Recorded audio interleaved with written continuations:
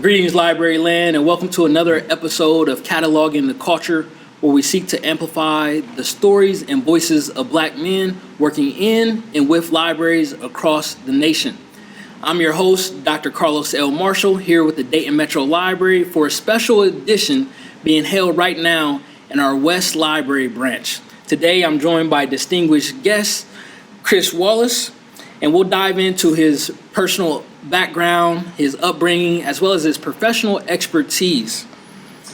Chris Wallace is a multifaceted individual whose life journey is marked by profound commitment to education, mentorship, and community service. Born and raised in Springfield, Ohio, Chris's passion for making a difference in the lives of others is evident throughout his career. He obtained his bachelor degree in interdisciplinary studies at the University of Toledo, and later attended Ohio University, where he earned a Master's of Science in Athletic Administration. Chris is actively involved in various community boards, including the Clark County Leadership Board, the City of Springfield Zoning Board, and the Clark County Library Board, where he currently serves as the secretary. From his early days as a certified substitute teacher at Springfield City Schools to his current role as Mentor Supervisor, Chris has always sought to empower students and foster a positive learning environment. At Springfield City Schools, he has played a pivotal role in managing programs like YOUMedia and Makerspace, providing students with enriching after-school opportunities. As president of the Springfield chapter of My Brother's Keeper, he has worked tirelessly to mentor young people and compile data to support the program's initiatives. Chris's leadership and dedication have made a lasting impact on the lives of countless individuals in his community. So first and foremost, thank you for all that you do in my hometown of Springfield, Ohio. So glad to have you here today. How you feeling this morning? I'm feeling great. Excuse me. That was a heck of a intro. I really appreciate that. Feeling good. Had a good ride down here to Dayton.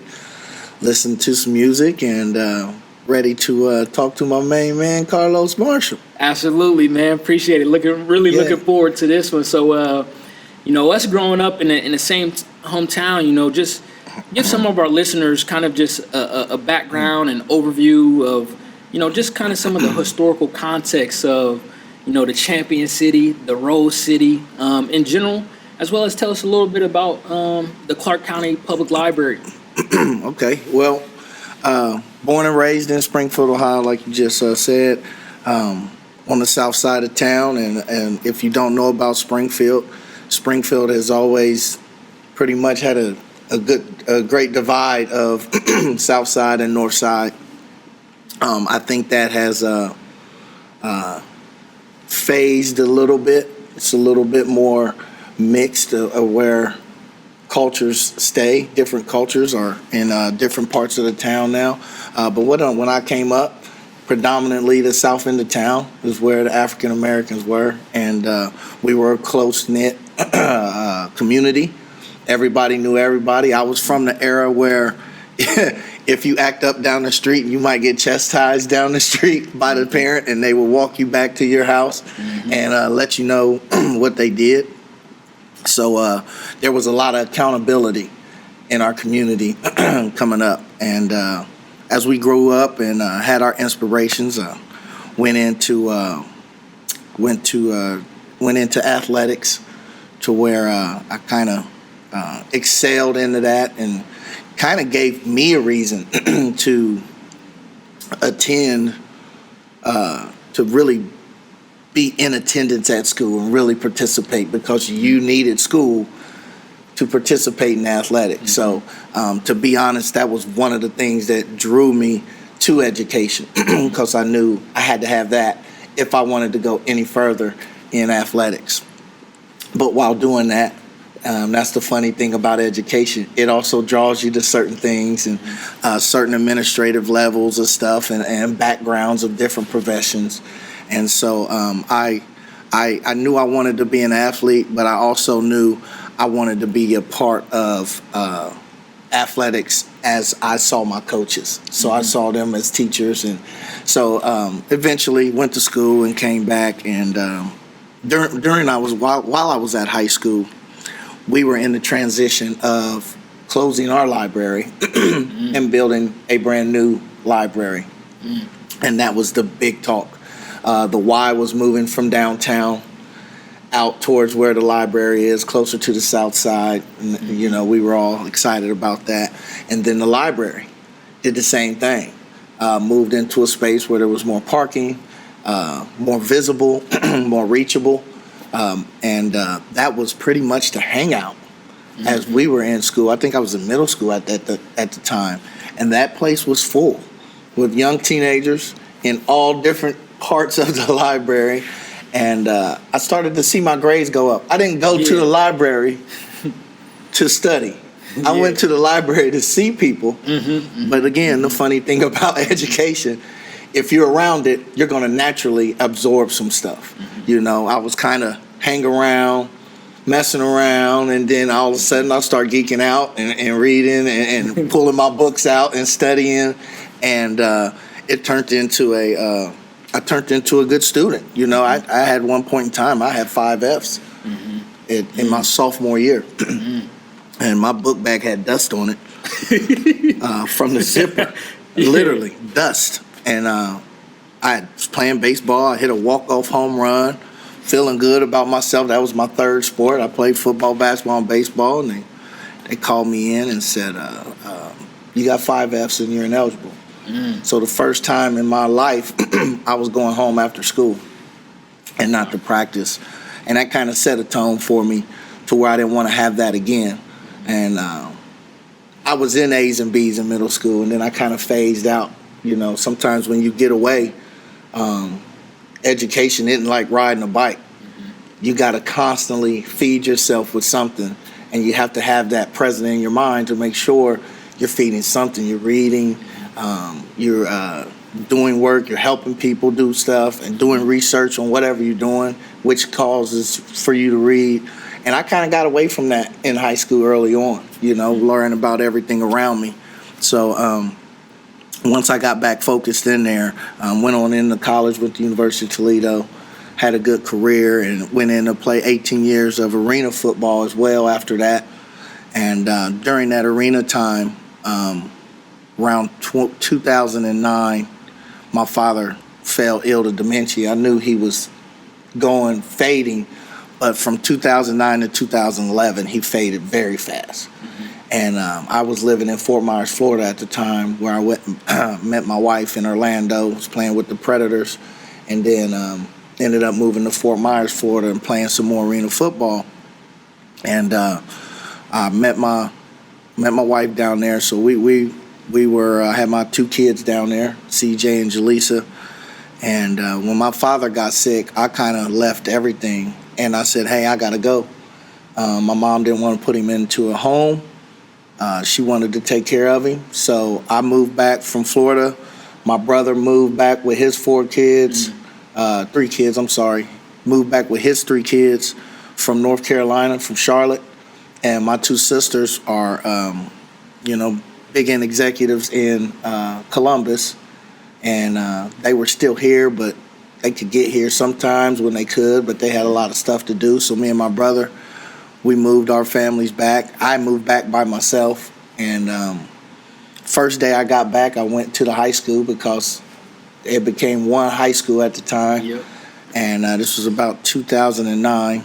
My first day back, I went in there and went in and saw the athletic director, Mark Stoll, and Rick Robinson was the head coach there. And as soon as I saw him, hey, Chris, how you doing? You want to come on the sideline today? It's like, sure. Yeah. So had some brand new white Adidas on. Those got muddy. It was rainy that day. But got into coaching. And as soon as I got on that sideline, I knew that this is where I want to be. I want to be back with the kids, you know. I was playing with it a little bit in Fort Myers right before I left. I worked at a Christian outreach school called Florida Christian Institute, where we were a self-start school, self-pace. So you may be on English 1, I may be on English 5.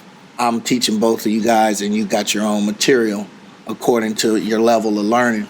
So it was a self-paced school, and I knew I was kind of like, man, I got a knack for getting with kids, and I started to build with them and started to feel comfortable. And at that time, my dad had gotten sick. So when I went and saw Rick Robertson and them and got right back into it, I was like, this is where I want to be. So that's how I started substitute teaching.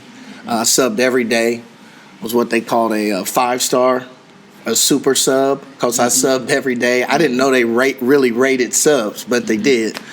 And ended up getting into the job where I'm at by being around and being involved in the schools, taking jobs and staying there and, just making $100 a day, no insurance, no nothing, just all for the kids.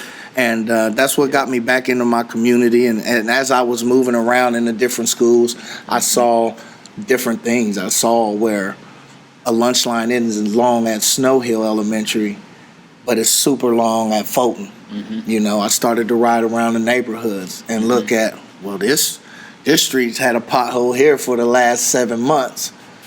This pothole got fixed after 2 weeks, and I started to notice those things. And I think other people started to notice those things too, as I was noticing it. And that brought me to the attention, like there are people that's thinking like me, that are aware of these things like me. And then I started to trying to navigate and attract myself to those people, and started getting involved more in the community and doing the things that I do now. Absolutely. Appreciate you sharing all that wealth of knowledge and information. And obviously I'm aware of a lot of that, right. coming from the southwest side of Springfield, being the first graduating class of Springfield High, playing under Rick Robertson when the schools merged. And the north-south divide. I mean, we have some of that here in Dayton right now, as we are situated in our west branch, which is the predominantly black side of town here in Dayton. And I also did some substitute teaching myself after I graduated from Wittenberg, and that was a tough role. And I was not a super sub by any stretch of the imagination, but I also want to ask, you talked about these various different experiences and professional experiences, and, your bio talks about these various different boards that you're on within the community. How have these different boards and these different professional experiences, how did that actually lead to you becoming a member of the Clark County Public Library Board? Well, being from starting at that sub position, there was a job where a teacher had walked out, and it was an intro to college math. So there was about 65 students that needed this grade to graduate. The problem is all the subs who they were contacting didn't want it, because you can only work Monday through Thursday, because if you worked Monday through Friday, that gave you enough hours where they had to give you insurance. So on Thursday, you couldn't work on Friday. Somebody else had to work. So most of the teachers or the substitute teachers was like, I don't want it. I'm not doing it. And they wanted everybody to go along with that and say, well, then they'll give us a full stipend and let us do it, I didn't look at it that way. I looked at it at kids. I stayed focused on the kid. The kid, somebody's going to suffer because they're not going to get this grade and go in and get to college or to graduate from high school, whatever that career path they want to take. So I told all my constituents that I'm taking it. And when I took it, I got a school email, and I got in the progress book to see that there was nothing in progress book. So I literally had to get a learning plan and get these kids to do things, put the grades in the progress books, and to get them to graduate. But with that email came emails about employment, right? So you can go look. They would post things everywhere for the public, but you would get an email notification when a job would come up. And this mentor supervisor job came up because I chose to focus on the kids and not what I was getting to get this job. Once I got that job, I was in my job, which is after school YOUMedia and Makerspace, recruiting kids and being involved. And my supervisor at the time said, Chris, 2 people have went through Leadership Clark County, and we want you to go through Leadership Clark County. So I said, okay. So I went to Leadership Clark County, and it really opened my eyes to a number of things. Yeah. Right? I'll just leave it at that. It opened my eyes to a number of things, and it was okay. Everything was fine. I loved learning the history about downtown, architects, what type of buildings we have, all the companies and organizations we have. So that 6-month period, we would go the last Thursday of every month and be a part of this Leadership Clark County. And they taught you about being on boards and start how to understand budgets and learn how to ask questions during this whole 6-month period. And as I did that and graduated, I ended up being our class president. So I was the ex officio? Yep. Ex official to the ex official to the board that next year, and then I was on that board the following year. But after graduating there, what I learned to realize is a lot of people in our community, when they need board members, they contact Leadership Clark County. And the Clark County Library needed a board member, and contacted the director of Leadership Clark County, Leanne. Can't remember her last name. But she called me and said, "Chris, I think you'll be perfect for this. I want you to be part of the Clark County Library Board." So went and met the judge who, because I got sworn in by you can get, there's 3 different ways you can get put in. Excuse me. Mine was by the court. And met the court. Come to find out, he used to be the chain guy for my football games back in the 90s. Yeah. So in Springfield's a small world. Right. Everybody's 6 degrees, right? So from there, I got on that board and started to understand how libraries get their money. I understood that I had a voice to help programming. I was one of the main members to start bringing back Mango, which we had a influx of the Haitian population. I was a big part of bringing translators in, where they were translating in certain parts of our community and wasn't getting compensated the right way they needed to be to survive. And we brought them in and helped our libraries grow. I've been a part of expanding in our libraries, expanding out to our Northridge area, and getting the South Side, the Southgate Library going. And that's doing very well, especially digitally. And we got one out east, headed towards Columbus, out of Main Street, the Tuttle branch. So being part of the library and understanding the vital time we are at now with how they are trying to allocate funds differently and take funds from other areas where, instead of that percentage just giving you, certain amount instead of letting it grow with the taxpayers and receiving it off tax dollars. We're in a vital stage. So I was glad I was part of Leadership Clark County, because that opened me up my name. They opened my name up and let other people know that I'm serious about being on boards, which made those transitions smooth. Absolutely. Appreciate you mentioning Leadership Clark County and just how professional development opportunities prepared you for this role. You also talked about building the new branches, making them more accessible in areas that previously didn't have library branches in Clark County. And then, the influx of Haitians within our community. Right. And, my position has a community impact specialist that focuses on new Americans. And I go into the Southgate branch. It's not too far from my house. Right. So I see that person in Southgate. I see them downtown. So kudos to y'all for doing that important work. And you also talked about just the threat in terms of funding that's coming to public libraries. I know that you're also experiencing it being with the Springfield City School District. So talk to us a little bit more about the role that a library board plays in that in general, and your role as a treasurer, whether it's related to facilities, looking at expanding services, as well as the financial aspect of the library.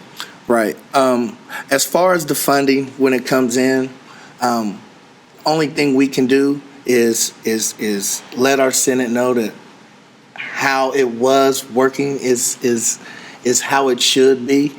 We don't have a lot of skin in the game on moving that needle, but as a people and as a community, we do. So we need to let our Senate know, let our government know that we need our libraries, and our libraries are very important. One of the things we do take a big part in is making sure we stay updated with the times. More than ever, people are pulling out digital books. You know, books here are staying on the shelves more, but these books are still getting read. How are they getting read? It's the digital. So we got to make sure we have that equipment, that technology, and the space for people to come in. And then also, you have to let the community know. The people who come to the library already understand what's at the library and understand the resources. So the big part is, how do we get creative and get out and touch people who wouldn't normally touch a library, but touch a lot of the things that the library has for them to use. And that's the part where the board plays a big hand in. And also, we play a big hand in if we have somebody that's moving the needle for our libraries as a manager or a program director or a program coordinator. We need to make sure that they stay, and we need to stay up with the Joneses and what's the insurance, what's the cost of living, and do we have the money to be able to take care of our employees to make sure that we are aware of them, we see them, and we value them. And that's a big part of the board that I think that plays a very imperative part to continue a library to grow. Absolutely, man. You hit the nail on the head with so many of those aspects, and insurance, and making sure that you get great talent, but then you can keep them once you grow them. With the experiences that you've had with the library board, or just other boards, what advice do you have for Black men out there that are considering board opportunities and trying to discern if any board is the right opportunity for them to take on, both professionally and personally? One thing, I want to make sure that you have time. Make sure that you have time to attend the meetings. Look at those times. Look at your schedule before you just say yes and jump to it. And once you do, make sure you are in and you're attentive to it. A lot of times you see people go into board meetings and grab their phone. And I'm answering emails because I'm at work. Well, at this time, I need you to be really locked in, because there are a lot of important things that may go, and depending on what board you're on. I am on some other boards where if you're not studying and looking at the facts and understanding where things are, you could be hurting your community by not being aware and educated on the situation or whatever you're voting on at the time. So I would do that, and then don't overbook yourself.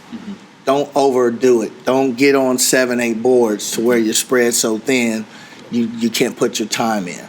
And just as if it fits you, it must fit you first. So as a Black man, I don't see enough of us in boardrooms. I'll just go ahead and say that. I think it's very important that the people like me that's in there, we need to see the talent in other young Black men and start to navigate them and help them and lead them to that water so they can carry on and we can continue to have representation in places where we need representation. Absolutely. And when you talk about that representation and the lack of board diversity across a number of sectors, not just public libraries, but what can board members do to begin to attract and give opportunities to more diverse professionals within public libraries to become library directors, executive directors, and CEOs? Because what we know about libraries is that there's not a lot of people of color that lead libraries, and there's also not a lot of women that lead libraries as well, even though they're the overwhelming majority of the workforce, similar to how you see in K-12. Most of the educators and teachers are women. Absolutely. Disproportionately, the superintendents are men, right? Absolutely. So what role do board members, because ultimately board members and trustees are determining who gets those opportunities. So how can board members begin to look at that differently? I think that's the same way as I said about on the library, and how, we want to make sure we go touch people that don't understand that there's resources here. We need to make sure those job opportunities are touching people and they are aware of these opportunities that they qualify for. Mm-hmm. There's a lot of the times that people don't even know how to go to the Springfield City School website to look for jobs. Hey man, somebody told me that there was a job. How do I get to it? Well, you go to the website and then you get on the consortium, right? Mm-hmm. And that consortium will take you to Springfield, it'll take you to Dayton, and you start to see things. But who is really putting that out there like that? Is it just the post? Does the board count on the people in the school district or on the library to just the director? Like, how do you do it? Or do you roll your sleeves up and put it out there? And as what we're talking about, if we're aware of it, but we're aware of somebody that would qualify for this job, I think we need to make sure that they have an opportunity to see it and apply and go through the process. And that's not collusion or anything, because we're not doing the hiring. We okay somebody getting hired, but we're not on the interviewing and selecting part of it. So our job is to let as many people know that who's qualified, right? Black, brown, yellow, white, boy, girl, everybody needs to see this is the job opportunity, and if you qualify for it, come in and be involved. And I think that's about getting out what you want to do, what you have to offer. Same way I said we need to advertise and let people know about the library and the resources we have. We also need to advertise and let people on the outside of the library understand that we have great employment and great employment opportunities right here in the library as well. Absolutely. That outreach piece is critical, and not just relying on traditional mediums and platforms that we always have that continue to reach the same people. Yeah. And, one thing that I didn't mention in your bio is that you're an incoming city commissioner for the city of Springfield in November. You'll take in, and then you'll be sworn in at a later date. So congratulations on that. That's really, really big time, and really just speaks to the impact that you've had within our community. So how has your experience on these various boards prepared you to take on such a big and monumental role such as that? Yeah, I don't know how much it prepared me, but it drew me to it, because being around these the people that are, I'm on some very important boards that make decisions that could shape or break our city, and those people are, they kind of said, hey, you should probably run. I think there was a time when Mayor Rue went to mayor, when Mayor Copeland passed, he moved into the mayor spot, and then it wasn't during the time of voting, so you filled out applications. And one of my friends from high school, I grew up with her, Crystal, she was like, she did the same thing we're talking about. We need people that could qualify for this, so let's reach out, So she reached out and said, hey, there's an application for, city commission. I was like, I don't know. Witnessing what was going on at the time. Yeah. But I did it. And I didn't get selected at that time, but that also, by me being out in front of that the community and doing my interview in front of everyone, kind of awakened the community and saying he's interested. You should do it. And then the swell of the community support started to push me there. But the main thing is when my friend Crystal said she was stepping down, and I looked around, there wasn't nobody looking like us that was going to be in those rooms. So I felt it as a need to do it. Far as prepared, I'm continually getting prepared. I think in life you can always listen and learn. So the main thing I want to do is have a listening ear. Be ready to listen. Be ready to process some things, because You have to listen to the whole community. You don't have to necessarily agree with the whole community, but you have to listen to the community. But at the end of the day, you have to do what you think is right for the greater good of the city of Springfield, and realizing that you're just one man. Yep. And I keep telling myself every morning, you're just one man. You can gather an army, but you're just one man. So I'm taking it all in stride. I'm very humbled. I'm very honored to represent the city that I came from. A little boy from the south end of town, running the sunny land, grabbing 100 fishies and riding my bike. So I'm excited to see where we can go. I know there's some tough decisions ahead. We talked about that. With the change of, in our politic world, office changing, different rules changing, things being taken away. And we have to adjust, because the main thing is the main thing. And that's our kids and our youth and our elderly. So if we could take care of our youth and our elderly, I think our city will continue to grow. Man, again, just congratulations on that, man, and praying for your cover within that vocational calling most of the times, which is a very thankless job. So, man, just appreciate your continued service and dedication there. So I kind of want to turn the page and also get back to some of the things and your experiences within the school district. We talked about the dome, and talk about we'll circle back to that a little bit more here in a moment. But you're also the president of the My Brother's Keeper Springfield chapter. So talk to us a little bit about that, how it got started, its mission, its impact, and what libraries, how libraries can look at that as a model. We see a lot of teens coming in, particularly our urban locations, black teens specifically, that are looking for things to do, right? And just a lack and loss of third spaces and opportunities and mentors, and some of them are just trying to find their way. So just talk to us about that, what you're seeing with My Brother's Keeper, and how that might be applicable, not just in K-12 education, but also libraries. This came from Senator Sherrod Brown. Came to Springfield one day, and this is when President Trump was first coming into office at the time, and Senator Brown wanted to continue President Barack Obama's initiative of helping boys and young men of color. I think they were doing it in Cleveland. Dayton was up and running, and they wanted Springfield to start something. From that point, my supervisor, he came to the Dome. He came to see our YOUMedia space and our Make Springfield space. And we had a consortium there, and we started from there, where we had meetings. And it was just adults. Adults kept meeting and kept meeting and kept meeting. And I was sitting there with my supervisor, and I was like, man, I'm tired of meeting to meet.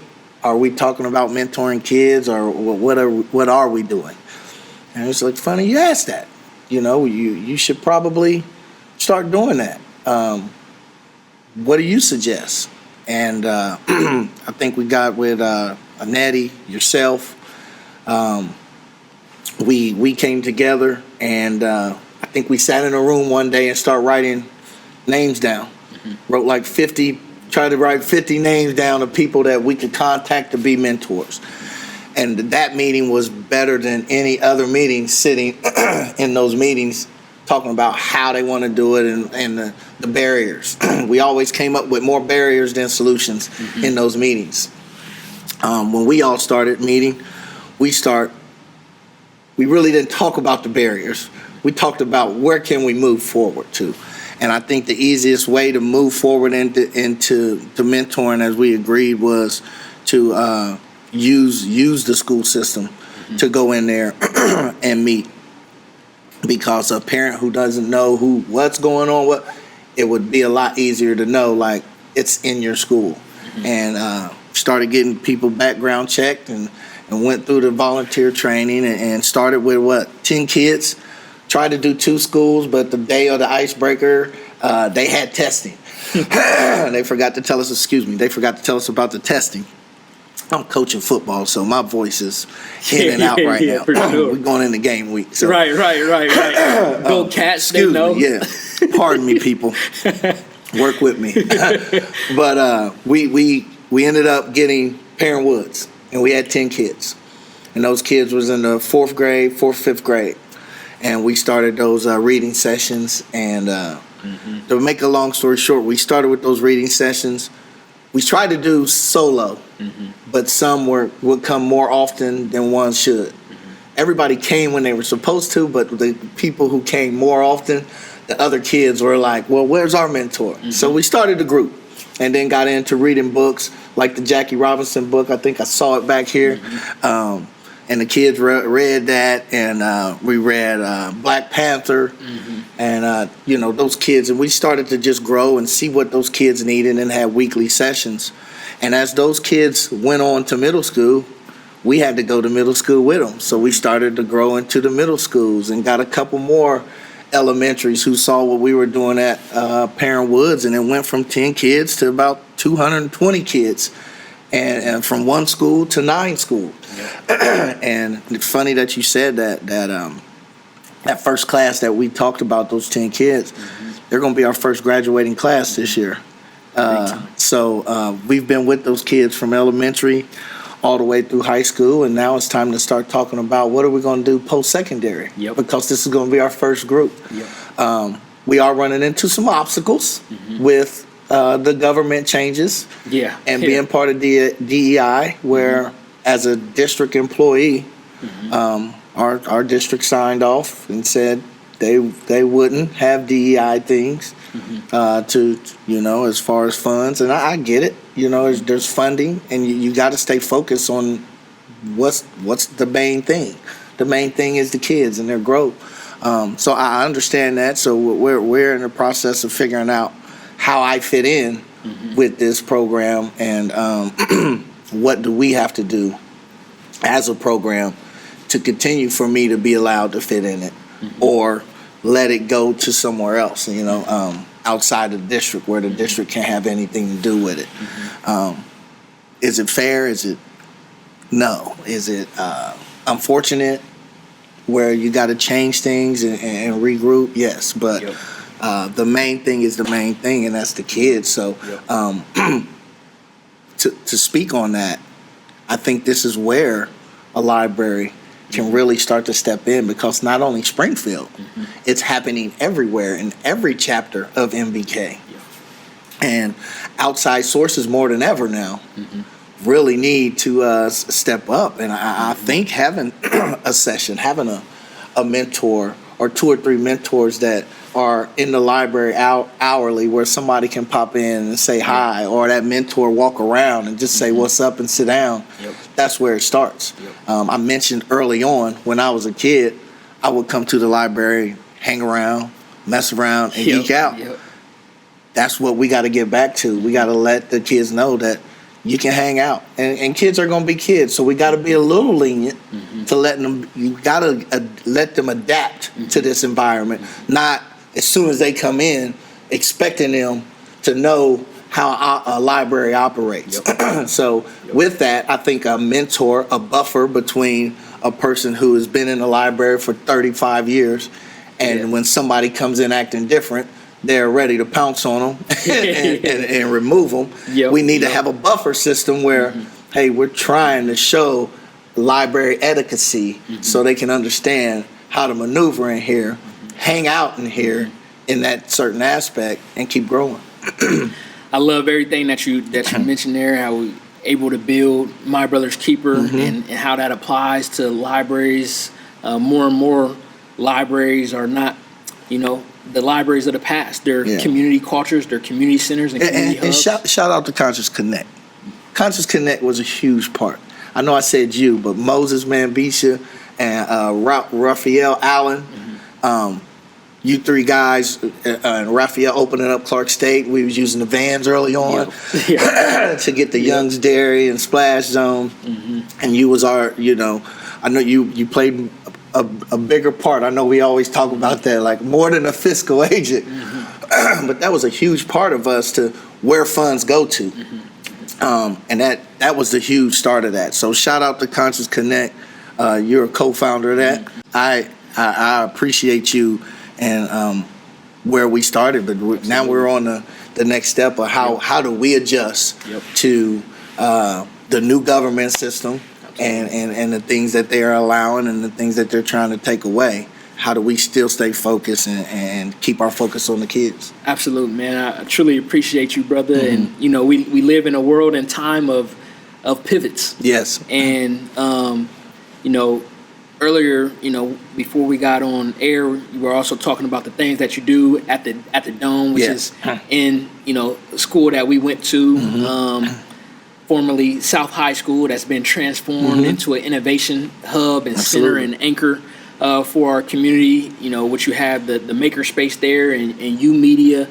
So just talk to us some more about that physical space, how that's become a safe haven for teens.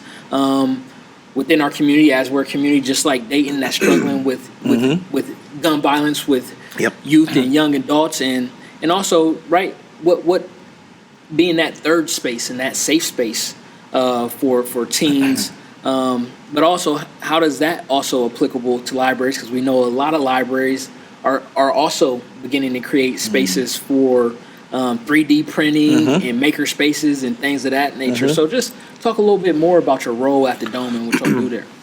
Well, when I first got the job and I looked around and looked at all the resources that we have and all the resources that our kids have and that they get to access after school, I was amazed. Never seen anything like that. Wish we had something like that as a kid. But the one thing I also learned that the Springfield City School District is one of the unique districts because these maker spaces and this YOUMedia Center, we got the concept from libraries. Libraries in Chicago where Chance the Rapper came from. He was in that studio working on his craft. He was in that library doing open mic, taking critiques from people and growing and turning it into something. And he's a big supporter of this space because that's where he came from. We went to Chicago and looked at the model and see how can we still have that community and still be within the district and have district policies. Excuse me. And from that point, we just continued to grow and kind of let the kids decide, right? Kids, hey, we want 3D printers. All right, you get 3D printers. You get a kid he keeps staying over at the 3D printer. What is he doing? I'm making fidget spinners. And I'm selling them for $2. Well, let's see if that's legal. All right. Okay. Great job. Let's talk about entrepreneurship, right? So it's funny how when you let kids in a space like that and let them do their own checks and balances and grow, it's amazing to see the pathways that they take. And you got kids getting involved in welding. We have wood shop. We have a recycle shop where a kid can come build their bike. They get a 6-week program, totally free. Kids pay for nothing. Our summer camp, we have we do a STEM summer camp where they can do they learn a play. We have Missoula Theater come in and they learn their roles, and within a week they're doing a whole play. I mean, and these are 4th graders, 5th graders, all the way up to 12th grade. And they're learning a play in a week and learning the lines.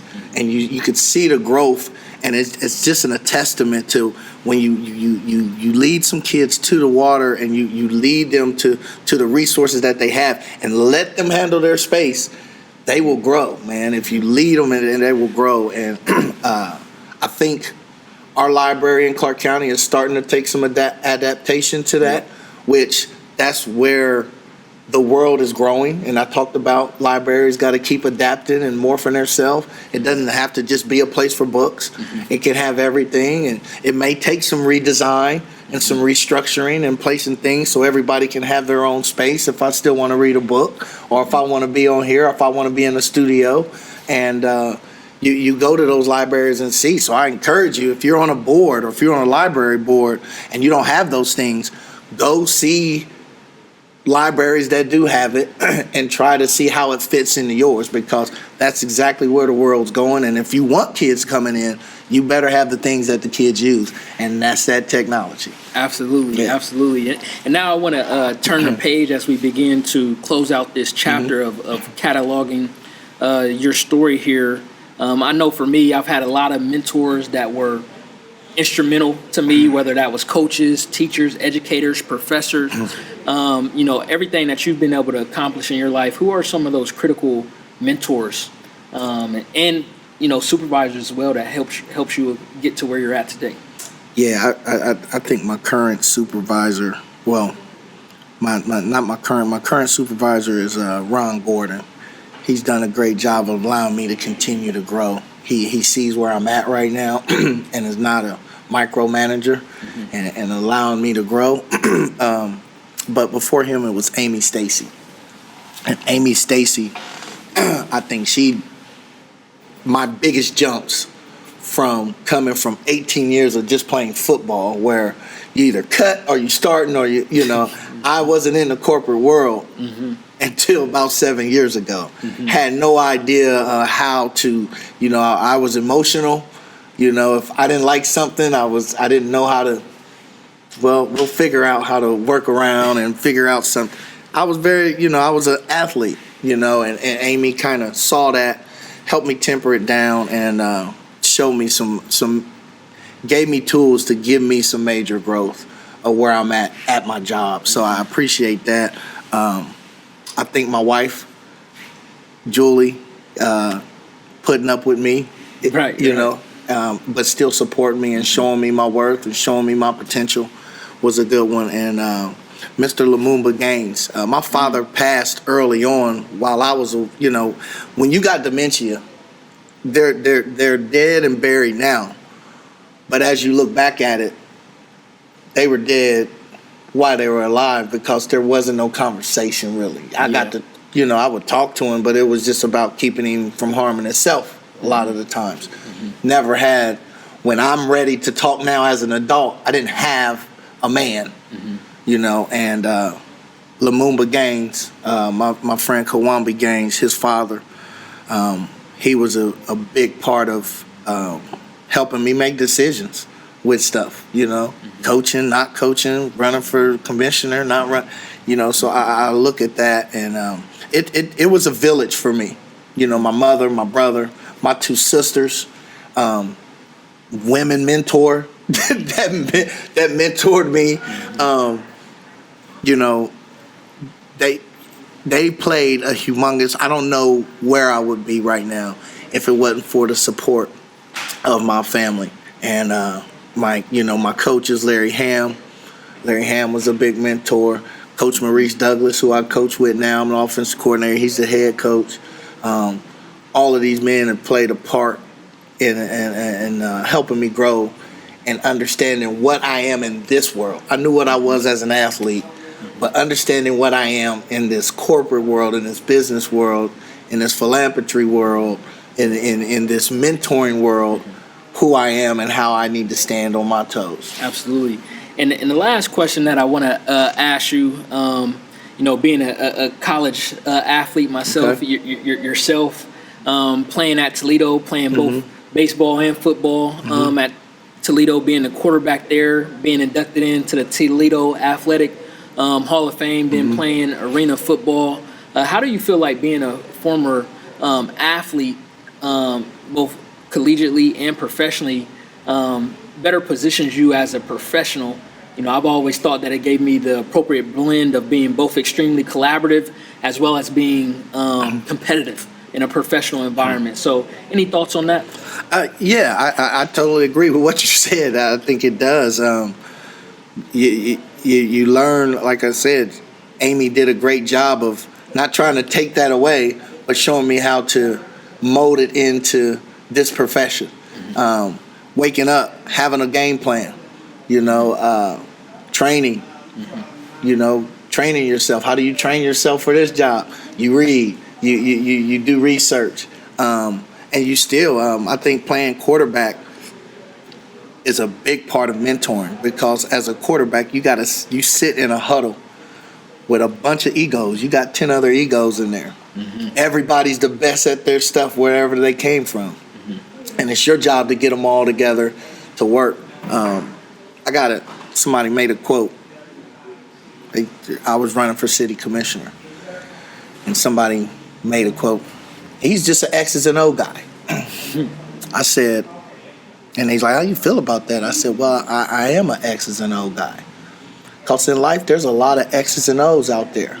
But one thing I'm good at, I could take these X's and O's and make them a reality. I could take these X's and make sure they on the same accord.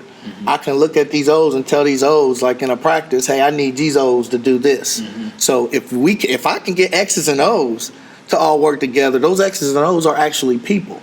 I know the different angles and different buttons of people. So yes, that athletics gives you an opportunity. I can sit here and talk to you and be on the same wavelength, and you can have a totally opposite view of what's going on right now. You know, I could sit here and talk to a person and listen to a person that feels on the other spectrum of how I feel things are going. But we could still have some common ground somewhere, because in athletics, you'll sit right beside somebody that thinks totally different than you, but y'all go out there and get a game plan done and work together to win. And that's what we all want to do here in this real world, is win, and we can win together. Yep, absolutely. Working across differences for a common mission. That's right. Is there anything else you would like to add? No, man, I appreciate it. I didn't know what I was really walking into, but I'm glad I got a format to speak. I'm glad I got to sit down and speak with you. I think we were on the other end a couple of years ago on my podcast, the Cat Chat. Absolutely. And you got to speak there. Yep. So I'm glad I got to return the favor, and just looking forward to the future, man. And go Springfield, go Dayton, go people. Let's all let's go. Let's all keep winning together and supporting each other. No, man, absolutely appreciate that. And how can people continue to follow your work and your journey? I have a Facebook, Chris Wallace for City Commissioner. I'm also on LinkedIn, Chris Wallace on Facebook. You'll see this face smiling. There's a lot of Chris Wallaces. And you can look, if you want to look at my website, the website is votechriswallace.org.